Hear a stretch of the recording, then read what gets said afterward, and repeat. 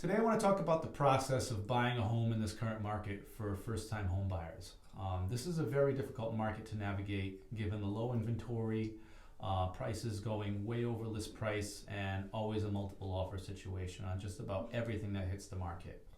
Most important thing you can do is to have a realtor that's going to get you into these houses right away. If you don't get into those first showings, oftentimes there isn't a second showing to see that house. It's under agreement. So you need somebody that's going to get you in, get you to see that house, and if you like it, make an offer. Which brings me to my second point is if you intend on making an offer, you must have a pre-approval. There's going to be multiple offers on these houses and everybody has a pre-approval. If you do not have a pre-approval, your offer is pretty much not going to be considered.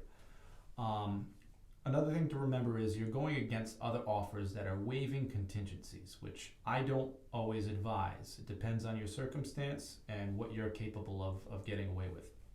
But you've got people that are waiving home inspection contingencies, people that are waiving financing contingencies, and what that means is they're basically saying they don't need a mortgage to buy that house, or the home inspection contingency, they're saying that they're not going to do a home inspection.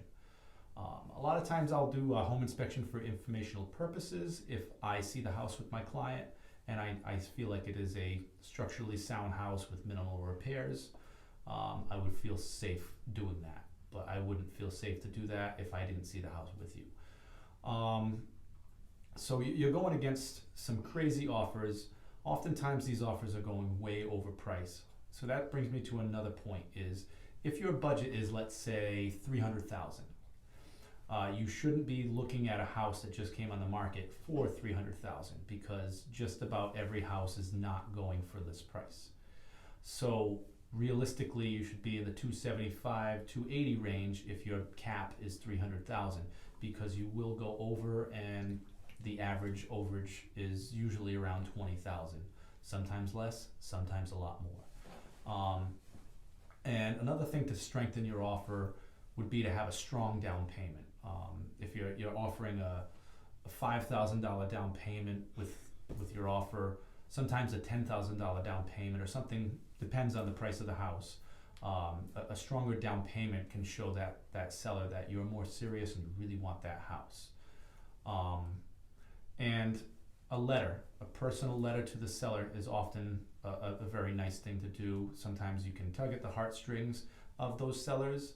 Sometimes if your offer is 20,000 less than another person, it's really hard to overcome that with a letter.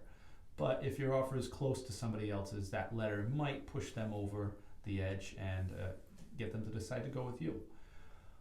If you'd like to have more home tips on buying houses right now in this current market, feel free to reach out to me. I'd be glad to talk to you more about these ideas that I have and my strategies for getting a house in this difficult market.